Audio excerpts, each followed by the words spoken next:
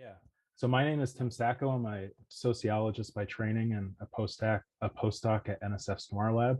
I'm working on the U.S. Extremely Large Telescope Programs Research Inclusion Initiative. And I'll be talking about that a little bit at the end of my talk.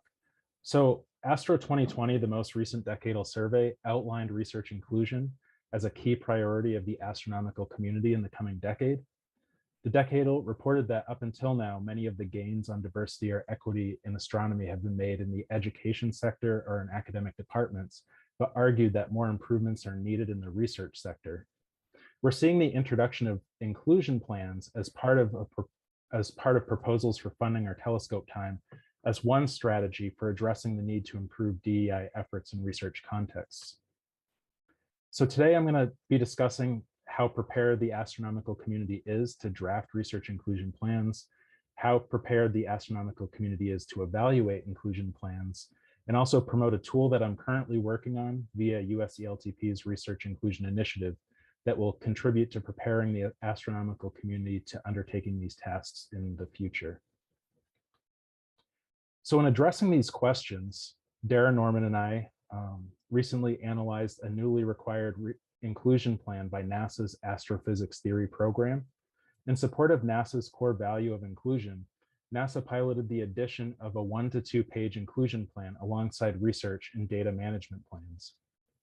For inclusion proposals, PIs were to develop 1, plans for creating a positive and inclusive working environment for those carrying out the proposed investigation, and 2, plans for how the project would contribute to the training and development of a diverse and inclusive scientific workforce. Otherwise, NASA's prompt was largely directionless, as they didn't want PIs to just regurgitate back what they thought NASA wanted to hear for their inclusion plans. So for our review, NASA charged us with analyzing the distribution of key themes that were presented by proposal PIs across inclusion plans, and also with analyzing reviews of these inclusion plans, which gave us the opportunity to explore how different reviewers assess these proposals. Thus, these data provided a useful window into how prepared the astronomical community is to develop and assess meaningful inclusion plans going forward. So NASA provided us with 120 inclusion plans total. These inclusion plans were reviewed by 2 sets of reviewers. The first was a panel of diversity, equity, and inclusion experts, and the second was a panel of science reviewers. So first, with the DEI expert reviewers, NASA provided the DEI expert panel reviews for all 120 proposals, as well as the distribution of scores provided by the DEI expert reviewers. So in this figure, the blue line shows the distribution of the 120 reviews of inclusion plans by DEI experts by score that they received. As is evident here, the DEI expert reviewers found inclusion plans were mostly marginal, I guess, with the distribution of scores peaking between good and fair. More proposals received scores on the lower end of the ranking, with very few in the excellent or excellent-very good rankings. For the science panel reviews, NASA could only provide us with a small sample of science panel reviews due to the time frame by which they wanted us to produce our initial report. We're going to be writing a more in-depth one later this summer, so be on the lookout for that. We requested a subsample of science reviews for 32 proposals that roughly match the distribution of the DEI expert scores that we had. This figure shows a comparison of the distribution of 120 proposal scores with the 32 proposals from which we sampled, the orange line here. For science reviews, we had proposal numbers, but we didn't have actual scores because NASA didn't ask the science panel to provide letter grades on account of this being a first-round experiment to start. So it's an imperfect comparison, but it's how we managed to do it for this paper. We focused our sample on science reviews around plans that DEI experts rated good, good-fair, or fair, which reflects our interest in understanding how the community of astronomers assessed inclusion plans that DEI experts found to be marginal or inadequate. So this table shows several themes that arose across the inclusion plans.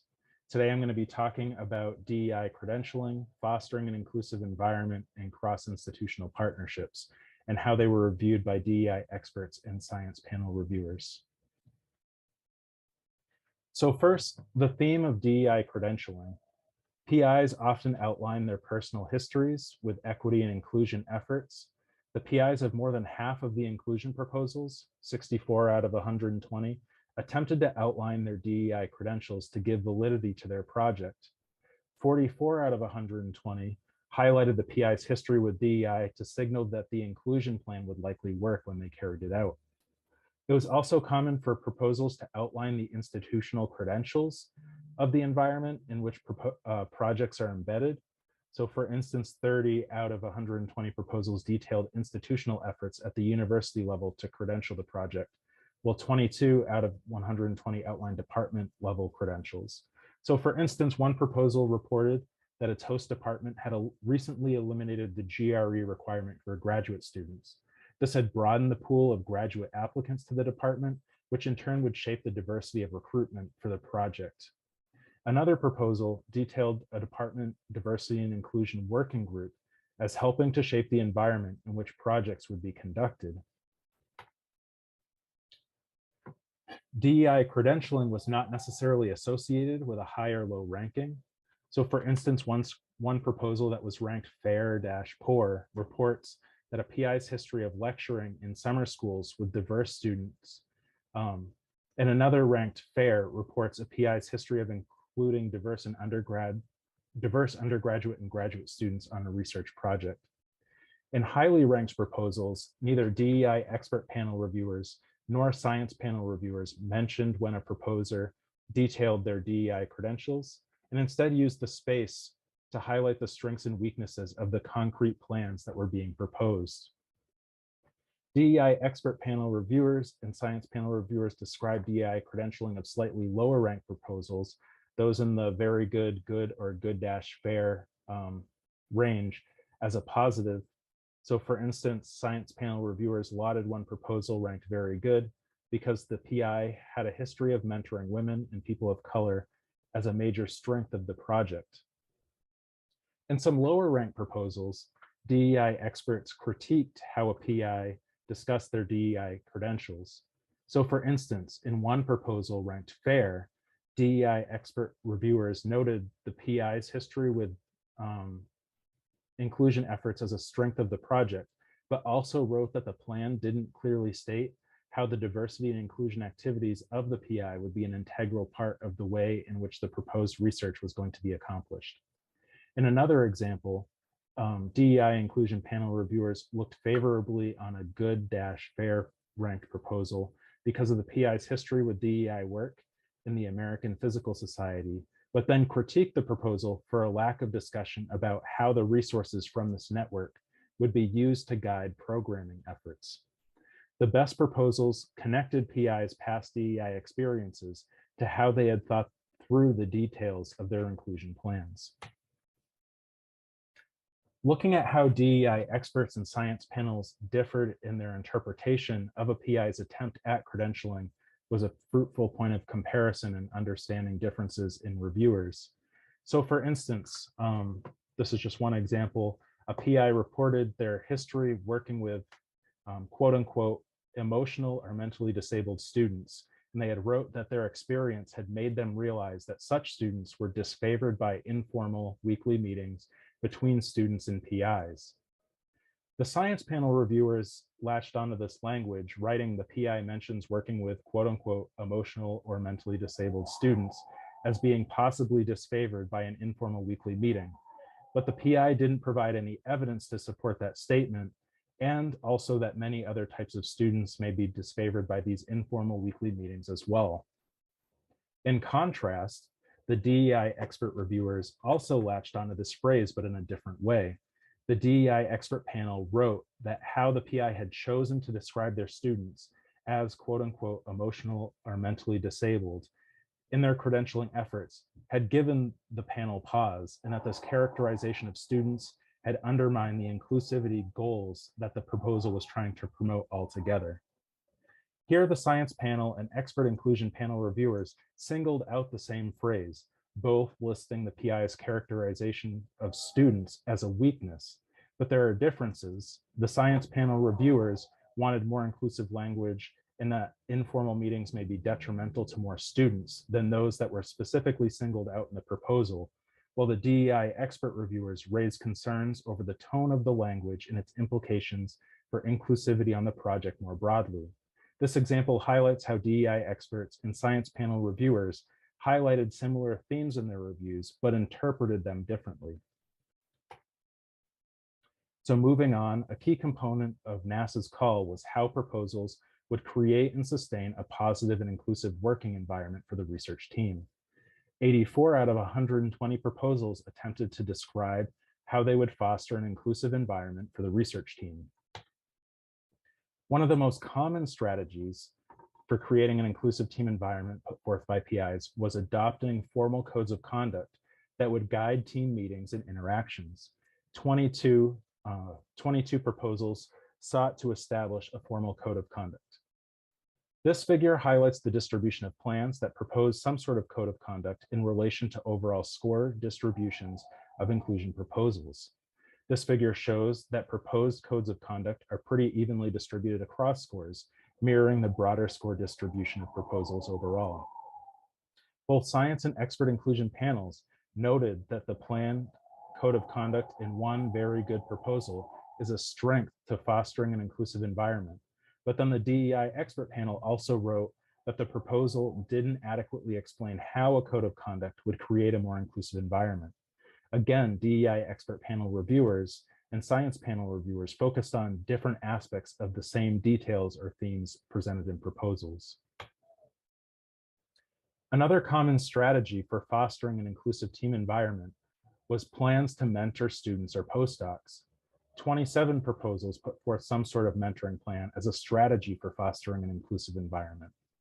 Most of these were normal mentoring practices that would be expected of PI and student relationships, even when an inclusion plan was not required, such as helping students publish, expecting them to attend conferences or present at conferences, or expecting or helping students expand their professional networks.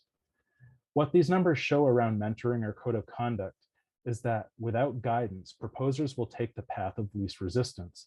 They'll propose easy plans, which are not necessarily conducive to increasing equity or inclusion in the research sector. Fewer proposals, only 12, put forth a plan to evaluate the inclusivity of the environment. This figure shows the distribution of plans that proposed evaluations of the working environment compared to the total distribution of inclusion proposals by rank. The plot shows that low-ranked inclusion plans, those ranked fair, fair-poor, or poor, did not propose any kind of evaluations. Looking more closely at the 12 proposals that did propose evaluations, only 1/3 of them, 4 out of 12, are actual substantive plans, meaning they detailed how evaluations would take place rather than just stating that evaluations would take place. So for instance, one proposal ranked excellent-very good, planned to assemble an inclusion advisory and evaluation committee that would meet the project team with and without the PI once a semester, conduct a written survey of all team members, and write an annual inclusion evaluation report that would be included in the annual progress reports to NASA. Both science and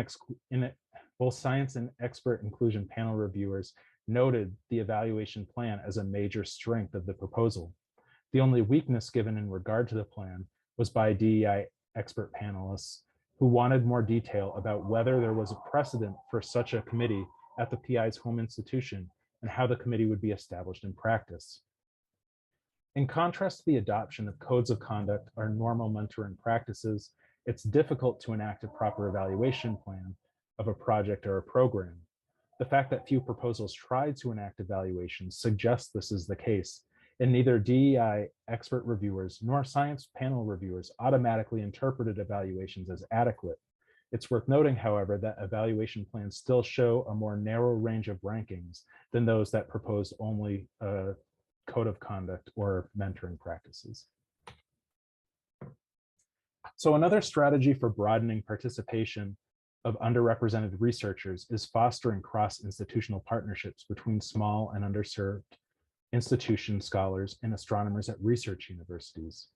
In recent years, federal agencies like the NSF have championed cross-institutional partnerships as an effective strategy for increasing participation of underrepresented groups across STEM disciplines.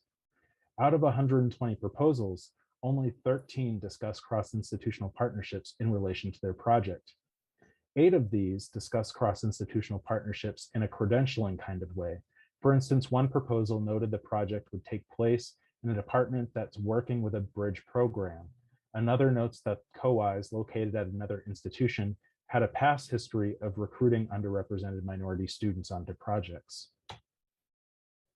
We differentiate these credentialing proposals from 5 of the 13 proposals to discuss cross-institutional partnerships with plans to leverage the partnerships as a strategy for achieving diversity, equity, and inclusion. This figure highlights the distribution of all proposals to discuss cross-institutional partnerships with those that had a plan to leverage them. For instance, a good-fair proposal commits to recruiting the students that will work on the project from a minority serving institution via a bridge program. A proposal ranked very good-good planned to leverage the fact that the project spans multiple institutions for mentorship purposes by requiring students on the project had an external member or external mentor at one of the other institutions. And a good proposal reported that a project is part of a multi-institutional collaboration that includes an HBCU and is affiliated with a pair program, writing that funding the research proposed will provide opportunities for underrepresented minorities to collaborate on the project. Cross-institutional partnerships are rarely mentioned. Only about 11% of the proposals mention them. And as with other themes discussed today, a team didn't necessarily do well just because they attempted to leverage cross-institutional partnerships. There's teams out there that are attempting to do the right thing and promote good practices, but are not uniformly doing a good job with it. So before I move on to talking about the tool that we're developing at NORLab, I want to do a summary of the report.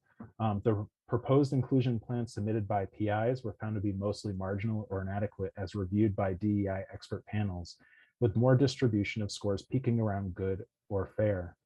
More proposals received scores on the lower end of the ranking, with very few in the top rankings. This demonstrates a need for the astronomy community for resources or training to help PIs understand what makes for a very good or excellent proposal. Given the very general nature of the NASA proposal instructions, PIs tended to focus on themes or activities around topics that are easiest to execute, like codes of conduct, not necessarily those themes that would lead to the best advances in inclusion for the team or department, like evaluating the inclusivity of the environment. In credentialing one's own individual experiences with DEI, or that of one's department or university, was a popular theme. However, credentialing alone was not sufficient for the plan to be ranked highly, and proposers needed to demonstrate how past experiences qualified the proposer to do well with current plans. The best proposals connected PI's past DEI experiences with how they had thought through the details of their research inclusion plan. And in comparing reviews, we anticipated there were going to be greater differences between the science and expert inclusion panel reviewers, but the science panels often match the overall sentiment expressed in reviews provided by DEI expert panels. However, each group honed in on different elements of the proposal to question and critique, with the DEI expert panel probing questions and concerns with more detail. For instance, while both science and expert inclusion panel reviewers celebrated proposals that leveraged institutional resources for DEI goals, the expert inclusion reviewers sought more clarity on how institutional resources would be leveraged or connected to a project. And generally, the DEI expert panel reviews were more detailed in their evaluation of proposal strengths and weaknesses than the reviews provided by the science panel. These findings suggest that we need interventions aimed at ensuring expertise on research inclusion is available to the reviewers of research inclusion plans as well. Otherwise, reviewers may be asking the wrong questions in determining the potential of an inclusion plan to promote equity on a team. So now moving on for the last couple minutes to a project that I'm working on through NORLab. Like I said, I am a postdoc working for the US Extremely Large Telescope Program. US ELTP is a joint initiative to provide the entire US astronomical community with access to the Giant Magellan Telescope in the Southern Hemisphere and the 30-meter telescope in the Northern Hemisphere. The goal of US ELTP is to provide US scientists at least 25% of the observing time on each telescope through an open peer review process facilitated by NSF's NOIR lab. So through US ELTP, observing proposals are going to be required to include a research inclusion plan to apply for telescope time. However, our analysis from the NASA inclusion plans show that astronomers are not necessarily expert at writing or reviewing adequate research inclusion plans. Thus, a major deliverable of US ELTP's research inclusion initiative is going to be a toolkit of collaborative practice, which will provide the community with a framework for what needs to go into a research inclusion proposal. The toolkit will provide examples of good practices for research collaboration that embody the concept of mutually beneficial partnerships. So it'll discuss themes like DEI governance, recruitment, collaboration, communication, or cross-institutional partnerships. The Research Inclusion Toolkit is also going to provide metrics or rubrics to assess the efficacy of different collaborative practices. So for instance, we're developing a rubric that highlights the differences between a subpar and really good mentoring program for early career researchers, and another rubric that highlights subpar versus really good recruiting practices for hiring graduate students or postdocs from a diverse pool of candidates. The Research Inclusion Toolkit will benefit proposers by making clear the metrics by which astronomers are being measured. This will give them the tools to develop good, meaningful inclusion plans for their project. By making expectations clear, it gives them the opportunity to rise to the occasion and develop good plans. This toolkit will also benefit reviewers by providing recommendations and guidelines for how to assess the inclusivity of research proposals. We at USELTP's Research Inclusion Initiative are envisioning this toolkit being accessible to the broad astronomical community external to USELTP. We hope it will provide guidance on research inclusion plans broadly and not just on the ones being submitted for USELTP telescope time. So I'm going to briefly discuss how we're thinking about this being laid out in the last couple of minutes here. It's still in early development. I wish I had more to show you. But we envision the toolkit's going to be hosted on a website. An astronomer will log on. It'll have these initial questions that we're going to answer in the front end introduction before they dive deeper into the specifics of the toolkit. So users will come in, they'll read about the toolkit in relation to USELTP's research inclusion plans, then either explore by diving into one of these boxes here at the bottom, or by using a filter to reach more specific or tailored information. So I'm going to very briefly cover a little bit about each strategy. So first, drilling down, say for instance, they come in, they select this section, I want to explore considerations for assembling a diverse team. We're imagining this is going to have a section on team diversity, outlining the different kinds of diversity to consider in research collaboration. So for instance, with demographic diversity, it'll provide best practices for teams that are diverse by axes of identity, like race, gender, ethnicity, or disability. For instance, it'll provide recommendations for preventing underrepresented groups taking on token status on a team. When underrepresented groups become tokens, they're more visible on teams. This sometimes leads to opportunities, but it also can lead to more work or harsher evaluation by colleagues. These recommendations will highlight how to integrate different identities onto the team rather than just boosting their representation. It'll also discuss disciplinary diversity or interdisciplinarity. So in relation to astronomy, how different astronomical researchers might work with the same data set in different ways or ask different questions of the same data, and the challenges that might arise from having different languages or ways of thinking about the research they're doing. It'll have a section on recruitment. So I imagine most hiring in relation to USELTP or inclusion plans will be with graduate students or postdocs. So it'll outline what kinds of practices limit or expand recruitment, such as recruiting at meetings for underrepresented groups as boosting recruitment, not relying on PIs, pre-existing social networks, or hiring decisions, and how the language of a job ad can limit recruitment for a position. And then very briefly, Proposers are also going to be able to filter what information they're looking for based on the plans that they're trying to enact in their own project. So we envision this will take the form of a page with a drop-down menu in which proposers can sort by topic, themes, audience, and resources. For instance, they might be looking for, they want to focus on professional culture activities, specifically mentoring junior faculty. They may want to find metrics that show these mentoring activities are working. Or there will be other options that they can filter as well, as this slide shows. So this layout will help PIs find the right information based on the plans that they're developing.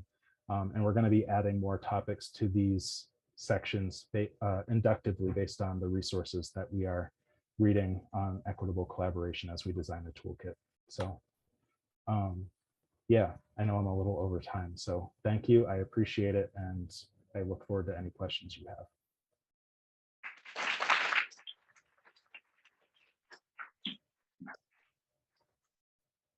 Thank you, Tim. Let's open it up for questions. Any questions? Federica. Thank you so much. I just have no words to say how important and well and overdue actually this is. I think there have been like such a long history of asking us to talk about how we implement DEI without asking us to really get knowledgeable about what we're going to say. And so related to that, I think that it's important that there is also like space for PIs and proposers to outline that they want to learn and that they want to advance their knowledge to do better. And how much influence can we put on the agencies to make sure that that is itself a thing that is welcome? Perhaps, you know, a DEI plan cannot rely entirely on that, of course. You also have to demonstrate that you're doing actionable, that you have actionable items. But that there is enough space for the PIs to learn, because it takes a long time to learn these things. Yeah, I definitely agree. I certainly think that we need to allow space for, I guess, the community to recognize where change is needed and where improvements can be made. And I guess just at least acknowledging and rewarding that people are willing to come to the table and admit where there might be weaknesses in their plan. We're hoping that the toolkit will help people, I guess, educate themselves before writing proposals. The toolkit is still a few years out, and so we recognize that this isn't like an immediate service that's being offered right now. But we're hoping that the service that it will provide will allow people to do some of that educating of themselves and improving their knowledge about DEI before developing inclusion plans. Thank you.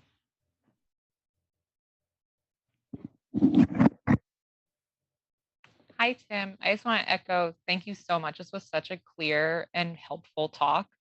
On the toolkit, I'm wondering, is there any plan to provide, so this sounds like just a very wonderful set of detailed guidelines for best practices recommended by the experts. I'm wondering if a PI wants to expand some of these practices, will there be a place to interact with those experts to workshop some ideas? Or should that be done on a more local scale in your mind? So that's something that we've like very briefly thought of, but haven't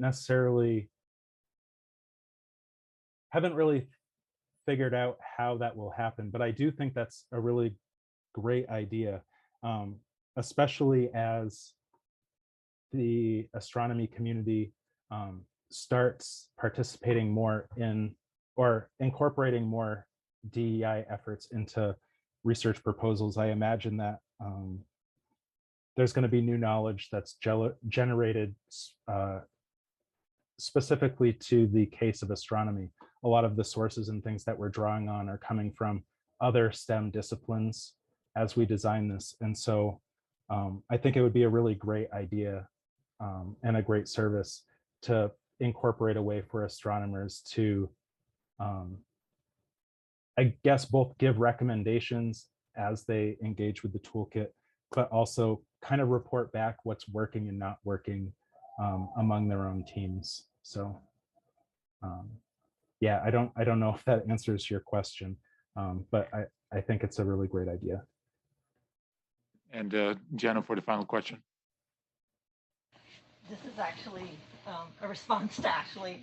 So it was mentioned earlier that one part of LINC is the LSSTC Catalyst Fellowship. And part of that fellowship involves a team of senior social science researchers. And so our goal, part of our goal with that program is not only to follow best practices, but to push the boundary and figure out what best practices should be. And so we will be also selecting not only astrophysics postdocs, but several social science fellows. And both those fellows and the senior social science researchers associated with the Catalyst program will be doing surveys of the LSST research community, and also providing opportunities if anybody wants to get involved with their research and at very least participate in trying to answer exactly that question. So LINC is interested in not just following existing best practices, but trying to assess them, expand them, and figure out what really works. Thanks, Jenna. Thank you. And let's thank Tim again for this excellent talk.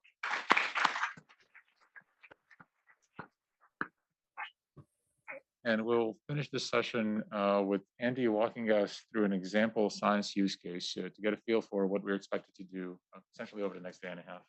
So it's not just going to be me, excuse me, Rachel and I are going to try and walk you through how to think about the use cases, and then also what's the facilitation plan for this afternoon as we start coming together with the writing these use cases. Excuse me. So I just wanted to point you to where all of the various repositories are. So many of you have already seen this. If this is new to you, this just shows you the repository where we have the example use case for finding RLIRE catalogs, and then a couple of templates which are technical cases and science cases. Technical cases we'll talk about next time. Think about technical cases as software or infrastructure that can cross multiple science areas. An example of this would be clearly something like photometric redshifts, right? So how do I develop photometric redshifts is a wonderful technical case because it hits many science applications that we're interested in. And then we have the template here for the science cases. I'll go through this template in a little bit more detail. Thank you for everyone who has put these in. If you want to, you can move your use cases. So I will show you where to move them to. Thank you for everyone who asked to remove the various templates when they realized that we did not give you permission to delete stuff. And that was deliberate, not because we don't believe that you should have the ability to delete things. It's just that we didn't want you deleting things by mistake. So that would have made for an awkward workshop. So if you take one of the templates, say the science use case template, you can copy that, you can fill it out, and then you can go to the science use case repository, and you can see here are all of the different possible places where you can place that use case. Don't stress about which is the right one for you. Put it into one of them. You can move it at another time. If it turns out in particular that you want to move it to a technical use case, that's fine. We're just trying to get an initial structure so that we can organize the discussions this afternoon. Thank you for putting together data science. And I actually extended that to technical use cases, so that we could collect those in the same place. Okay.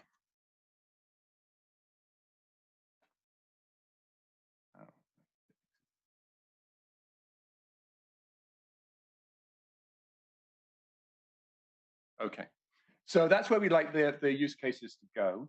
What I'm going to do is just walk you through what we're trying to get from these use cases. This is not to tell you how to write it. There are many different ways to write it. What I'm trying to really do here is to give you some ideas about the questions you should be thinking about when you're writing the use case. So The main one is is to start saying what is the science, and I'm going to drill down into more detail here as we go through the slides. So what is the science? Think about it as a science abstract. If everything went perfectly, what is the science abstract that you would write 2 years from now with LSST data, with the discovery that you're making?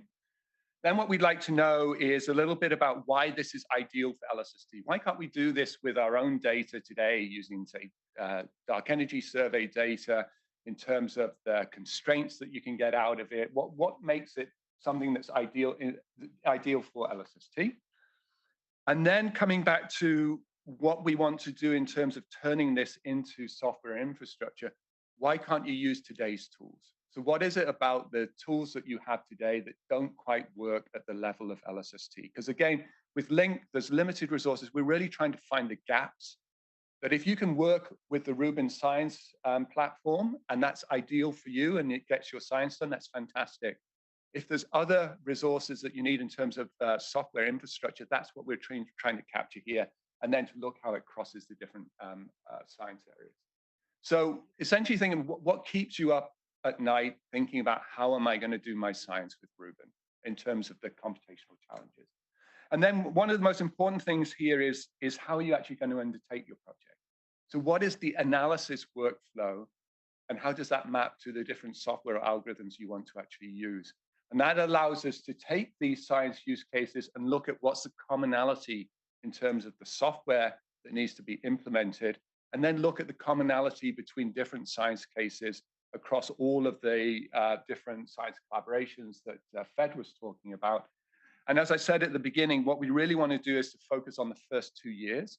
So if you need to do integrated depth to 10-year depth covering 15,000 square degrees of the sky, write that use case, but note that in the use case itself that you need, this is a kind of a 10-year project. We're going to try and look at what the infrastructure is for the first couple of years of science, because we'll learn a lot about how we work with Rubin in the first couple of years. Okay. So this is what the layout of the use case looks like. I'm going to drill down into 3 areas in detail: the challenges, the analysis workflow, and the software capabilities. But just to quickly run through the other topics, we have a title, something descriptive about what the science is. We have an author. We'd really like to make sure that we give credit as we're writing this white paper, and to make sure that people who are contributing to this contribute to the white paper itself, so that you get credit for the work that we're all going to be doing in this workshop, and also to allow us to follow up to make sure that you're engaged in the process as we think about the science. As we think about the software that is needed to make sure that that maps onto your science. Just the date, so we know when it was last edited. The abstract I mentioned before, just an abstract of what you're going to be discovering.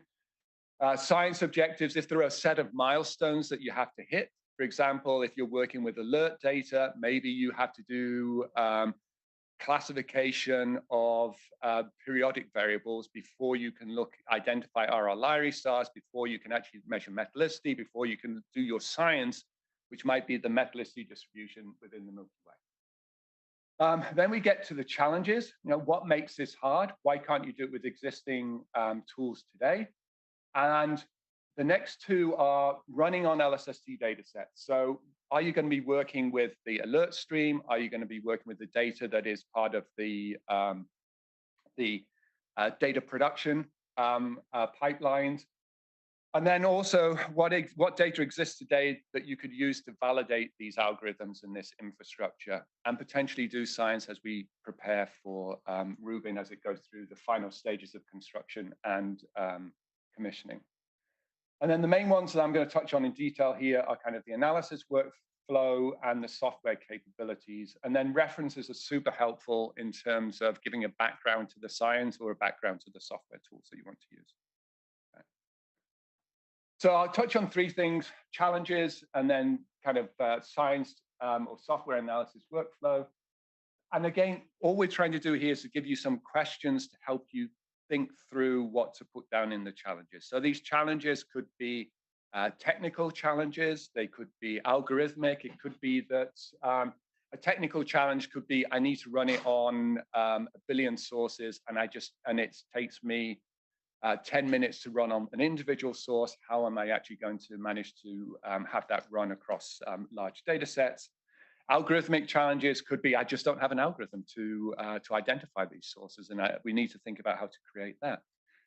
Scientific challenges could be we don't have models, right? So the models for the spectral energy distributions don't have sufficient fidelity for the quality of data that are going to come from Rubin.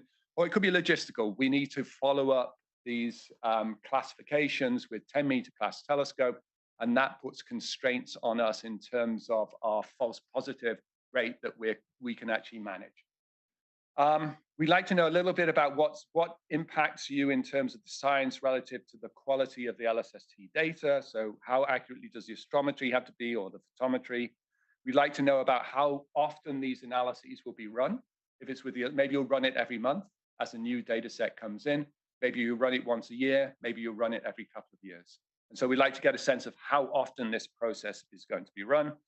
And then if there are any kind of important urgent time constraints, right? So I need to be able to do spectroscopic follow-up within 5 days of the detection of a transient, and that means I have to be able to do the classification. I need to be able to do this in terms of I can only really afford to have a false positive rate of a few percent, otherwise the telescope allocation committee is never going to give me more than one allocation, because I'm not going to actually detect the objects I'm looking for. So trying to understand what are those time constraints. The analysis workflow, we want to provide essentially a step-by-step process about how you're going to work through analyzing these data. So an example of this, when I was writing down the R.R. Lyry case, the first thing that I wanted to do was to identify objects that had at least 10 observations within the first 6 months of LSST data taking, because I thought that would give me good time series data. Then I wanted to filter out low signal to noise detections. I wanted to get rid of objects that had a fairly, the sampling in time space was not ideal for actually measuring periods. Then I wanted to be able to identify which were variable sources. From their colors, I know potential R.R. Lyry stars. Then I wanted to go through and measure periods and so on. And so as you work through those different steps, we'd like to get a sense of, as you go through those different steps, are there other intermediate data sets that you're going to be generating, right? If I'm classifying variable sources, do I want to annotate a database that says, this is my classification, this is the probability of that classification. Maybe that probability isn't just a number, maybe it's a probability distribution. And every time I get more data, does that change my classifications? So we'd like to get a sense of what are the intermediate data sets that we're going to be generating, and how are you going to be accessing these multiple times? Maybe you're going to be sharing these with the rest of the community. And then the types of analysis techniques or software packages, if there are specific packages that you are using or that would be useful for this, noting those would be extremely helpful. Then we get down to the kind of the drilling down again to the next level in terms of the capabilities of the software. Are there new algorithms we need to develop? Are there modifications to those algorithms? If there are existing software packages, do they need to be scaled up to the data volumes? Are they too slow? Is it hard for you to manage the distribution of these algorithms across lots of computers? How big are the data sets that you're working with, and how slow are the current approaches how you would do this analysis today? And then something at the end that we often gloss over, but in reality, in terms of data exploration, is one of the most important sets of tools that we use all the time, and that is visualization. So that could be visualization of the outputs. It could also be visualization of how you debug the system, because we're all going to be doing a lot of that in the first couple of years, whether it's on the software themselves, or whether it's going to be on the data. So that is that is trying to give you an overview of the sorts of questions. There's more detail in the template. You don't have to answer all of those questions. It's just to try to provide you with some guidance on the narrative. If you don't know the answers, don't worry about it. Just write in that nobody knows or we don't know the answer to this question. It's an open question. We're not looking for something that is perfect by the end of this workshop. We're trying to get some of the details so we really capture the science and we capture the challenges that you're facing to do the science. I'm going to switch it over to Rachel, who's going to tell us about how we're actually running these breakouts. So I get to tell you how all of this is going to work in the afternoon. And I realize I am the person who's standing between all of you and lunch. So I will try to take about 10 minutes and then we'll have a few minutes for questions here. Okay, so I'm going to start with the science breakouts. So that's this afternoon. And then there's another set of science breakouts tomorrow morning. We're going to split up into 7 groups that are associated with broad scientific areas. And I know a lot of people work in multiple areas or the interface between areas. That's fine. Pick one, go where you're comfortable. If the groups are like really imbalanced in terms of numbers, we might ask you to shift around to something else that you're similarly comfortable with. And I'll show the groups, the areas on the next slide. So each of those groups is going to have an overall facilitator and a Zoom facilitator to facilitate to support people participating virtually, and a Google Drive folder to capture their work. So those are the folders for the science areas that Andy showed earlier when he was walking through the Google Drive. As an aside, I would say if you're looking for those links, you can find them in some of the participant communications that went out in the past week. If you use those communications to get into the Slack channel, the Google Drive folder is also bookmarked in that channel. And if you still don't know where to find it, you can come find one of us during lunch or something. We can point you to the right place. Okay, so there's a single Zoom meeting being used for the breakouts, so that those who are participating in the full workshop virtually have gotten the link to that, and they'll be able to go into whichever of they'll be able to choose their own breakout room corresponding to the science area. So the breakout areas are here. There's cosmology, solar system, 3 extragalactic split across static, variable, and transient, and 2 local universe split across static versus transient and variable. These were meant to give similar group sizes between in-person and virtual participants, on average about 10 each. There's an overall facilitator listed and someone who's going to be paying attention to Zoom listed here. And you can see there are locations.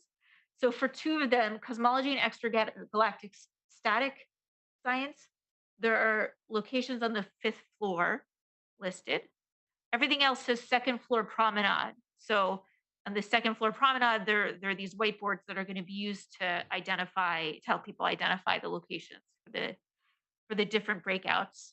I actually want to ask if Katie or Adrian has anything else to say about the locations, anything else that people need to know at this point. Yeah, I don't think so. So you can take the elevator. Use your seat mic, please. Here. Anyway, take the elevator or the stairs up to the 5th floor. Out of the elevators, the classroom will be straight ahead and to the left, next to the kitchen. And out of the elevators, the conference room is down the hall to your right. So there's no arrows or signs, but the rooms have signs on them that say either classroom or conference room. I think that's all to say. Thank you. Okay, so we have these breakout areas. Like I said, you can pick one that matches your interests. We might shift around a little bit if they're super imbalanced. And if you're feeling horribly torn, do remember there's another science breakout tomorrow morning, so you could pick one today and another one tomorrow if that works best for you. So in terms of how that's going to work, so those breakouts are going to start at 1 p.m. after lunch and go until 4 p.m., after which point we'll have an hour for reporting out. Okay, so this is about what's happening from 1 to 4 p.m. Okay, so the first thing is everybody is going to go to the breakout they wish to attend. And we'll also be enabling some virtual participation. We might rebalance the groups a little bit at that point. And everybody inside of the breakout is going to introduce themselves using their slide in the interdeck. So if you didn't put a slide in there, maybe do that during lunch. And then the participants will be asked by the facilitator to brainstorm specific science use cases within that broad area that they may wish to flesh out during the course of the session. And so that could be based on their own ideas or drafts that they've already put in the Google Drive. And so people can pair up to kind of brainstorm. The facilitator will then get all the participants to come together to pitch those ideas because different people may have had similar ideas. And the group will prioritize and come up with a plan to develop science use cases. Some of the ones that were pitched following the template, or if there are already drafts, people can work together to update the existing drafts. And so this is probably best done in groups of 2 to 4 people. So with a typical science area having like 10 people, there'll be a few groups working together within each one. And then the bulk of the time will be spent working on the use cases following the template. There is a coffee break, and the time when coffee is available is listed on the schedule. So don't forget to take a break, whether for coffee or otherwise, if you're running out of steam. But 20 minutes before the end of the session, so around 3:40, the group should start filling in the template report out slides, which is a single slide deck, again, within the same Google Drive. And it has some templates for the report out so everybody can copy and make a slide for their use case. However, given the timing for the report out, and that we don't have infinite time, we'll ask that if a given science area has more than 2 use cases, they should work together to down select among them and present a subset. Of course, the drafts of the use cases are still in the drive, so people can still refer to other ones, but just pick 2 representative ones to present at the report out, and make sure that there's a spokesperson who's prepared to speak to the slide for each one during the report out. So that's what we're going to do today in the breakout session from 1 to 4 p.m. and then report out together from 4 to 5 p.m. And that's all I was going to say about how these sessions work, but I'm happy to take questions.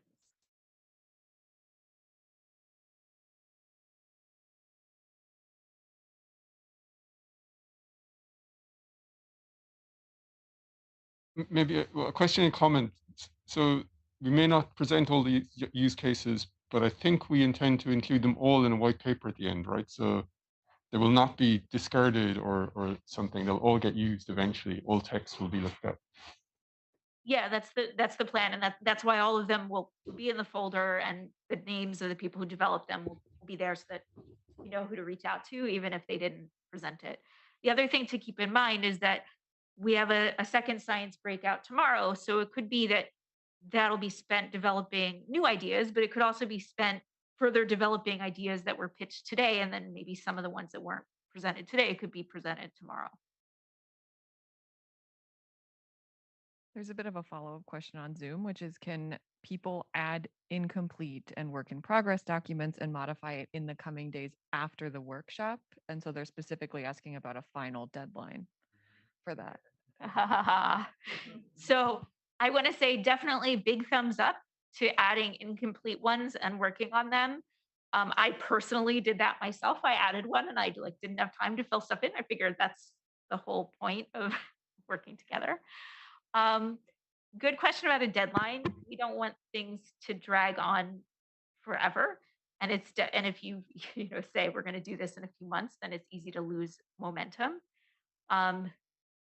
So I mean, spitballing, it would be good to try to clean things up like during this week or so that we can follow up with people afterwards.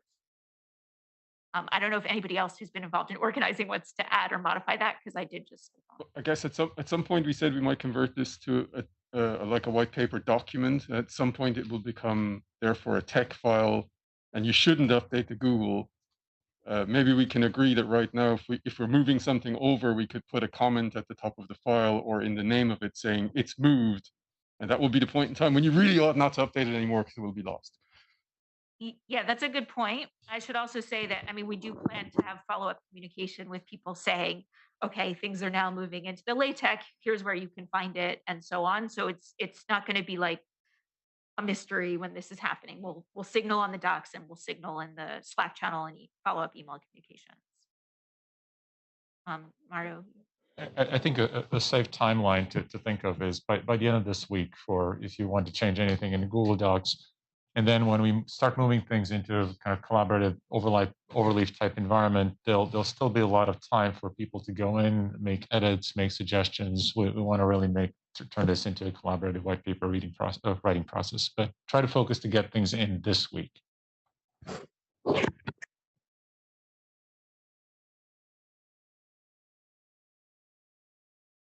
don't know how this works, but is that for tomorrow, the Science Case 2 breakout session is going to have the same groups?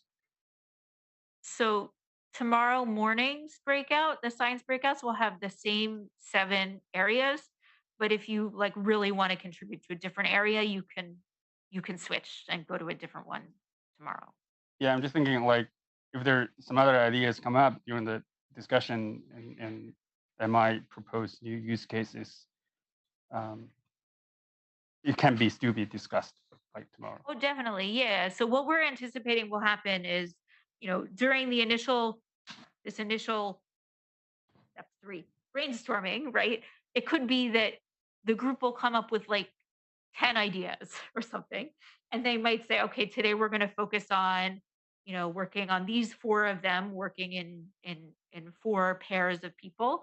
And, the rest will still be up on the board and the group can revisit the rest of them tomorrow. They might also get some ideas from the report out, hearing other groups. Oh, wait, that made me think of another thing that fits in our area. So there will be lots of opportunities to capture ideas that come up either, during the brainstorming, during the report out, and so on, or new ideas tomorrow. All right, good. Thanks.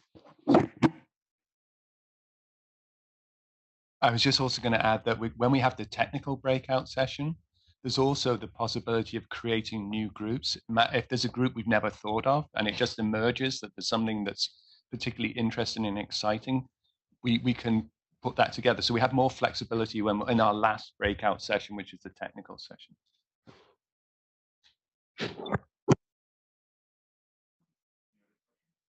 I just want to add, especially if you're like one of those folks who are like, well, I have interest in this group or that group, and you can only obviously go to one this morning unless somebody has a real big breakthrough they want to announce for all of us.